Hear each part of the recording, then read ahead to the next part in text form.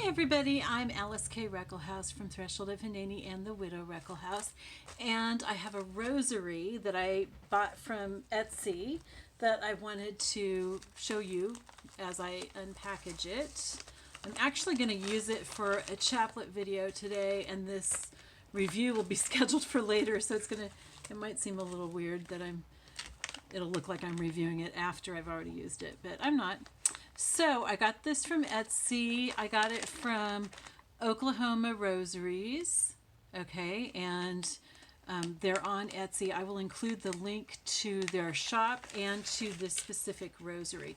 Okay, so it comes with a little velveteen kind of bag with a hand that says handmade, which is really cool. That's neat. So I like it when there's a bag because I have found that if I like take these places, oh, this is nice and heavy. If I take my rosaries someplace and I just put it in my purse, they tend to get broken. So, all right, so first of all, let's just spread out the rosary and just enjoy it. Oh my goodness, this is so pretty. I had a really hard time choosing. This is my first, it's not like super expensive, but I think it was like $40 or maybe $45, I'm not sure. And I think the most I've ever spent on a rosary before this is like $12 or $15. And I've had some rosaries that are fairly nice, but I just felt like, I use this 2 or 3 times a day. It's something that's really, really important to me. And it was time to just move up a notch and get one that's really nice. And this one's handmade, which is also just really important to me because I'm a craftsperson too.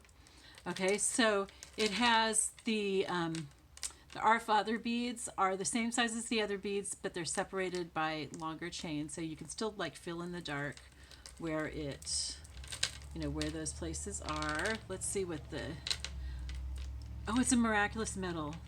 Okay, that's cool. So there's a miraculous medal used as the centerpiece. I really like that. So I'll link, if you don't know what a miraculous medal is, I will link I'll link to one of the videos. There's lots of videos about it, but there's one that I watched the other day that I thought was particularly good that explained about, I think it's Catherine de la Bore. And then this crucifix I know has a special meaning. So let's look at what they've said here. I haven't read this yet. So it says, this is called a pardon crucifix. Okay, and I really don't yet know what that means. Here's the back of it. Okay, and then here's the front, and you can see it's kind of big. Probably the biggest crucifix I've had on a rosary too. It's really pretty. Okay, so the front of the crucifix. Above the cruciform figure, which is Jesus, the familiar INRI has been inscribed with the words Jesus Nazarenus Rex Judorum.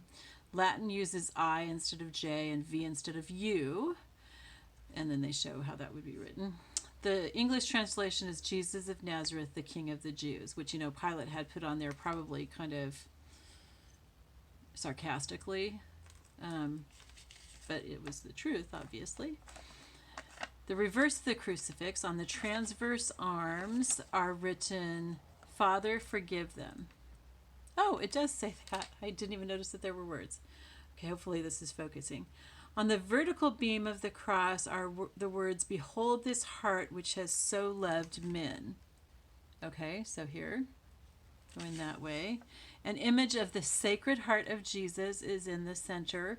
And of course, the hearts of Jesus and Mary are on the back of the miraculous medal.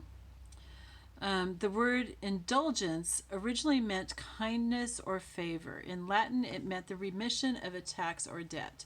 Under Roman law, it was used to express release from captivity or punishment. In the instance, an indulgence is given to remit the temporal punishment of sin that has been forgiven. Okay. These indulgences have been declared upon the pardoned crucifix by Pope Saint Pius X in 1905 and have been approved in the pardon of the living and the souls in purgatory in 1907. The lengths of the indulgences were granted to remit the guilt of the sin committed. Whoever carries on his person the pardoned crucifix, an indulgence is gained. For devoutly kissing the crucifix, an indulgence is gained. Whoever says one of the following invocations before this crucifix may gain each time an indulgence. Our Father who art in heaven, Forgive us our trespasses as we forgive those who trespass against us. I beg the Blessed Virgin Mary to pray to the Lord our God for me. Whoever habitually devout to this crucifix will fulfill the necessary conditions of confession and Holy Communion, may gain a plenary indulgence on the following feasts: on the feast of the 5 wounds of our Lord, the invention of the Holy Cross, the exaltation of the Holy Cross, the Immaculate Conception, and the 7 sorrows, dolors, of the Blessed Virgin Mary.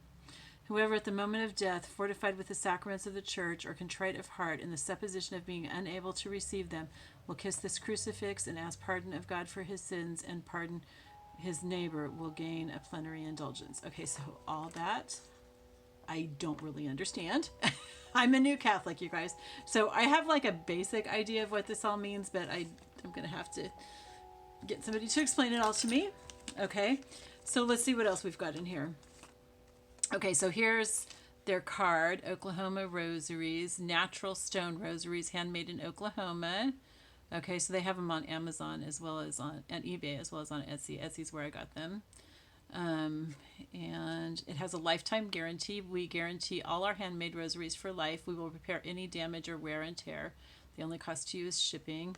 And of course, I repair rosaries, so I have all the tools that I need to do that, as long as I don't lose a piece. And I guess they just sent another card. So that's really cool. So that is the rosary, and I'm going to, right after this, record a chaplet using this rosary. So really, really cool. I need to take it on Sunday to my priest and have him bless it. I'll put it on top of this so you can see it a little bit better. Okay, isn't that beautiful? I really love it. I'm really excited to use this. It feels nice and heavy, which is really comforting to me. I don't know for everybody, but I can't use ones that are super heavy. Like I have one that's made from hematite, I think is what it's called, and it has big beads like this. And that one is way too heavy for me. I have one with smaller hematite beads. That doesn't sound right. I'm not sure if it's hematite. Anyway, I'll write in the description box if I got it wrong.